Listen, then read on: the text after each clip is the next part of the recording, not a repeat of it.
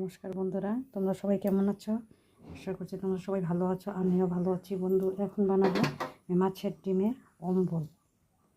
দেখো, শুকনো লঙ্কা ফোড়ন দিয়ে দিলাম। একদম সিম্পল রেসিপি, যে কোনো দিন ঘরে এটা বানিয়ে খেতে পারো তোমরা। সরষে ফোড়ন দিয়ে দিলাম।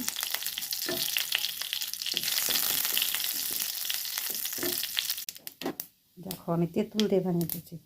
তেঁতুলের গোলাটা আমি দিয়ে দিলাম। স্বাদ মতো নুন, হলুদ, সামান্য চিনি। এই দেখো, আমার ডিমের মাছের ডিমের অম্বল রেডি।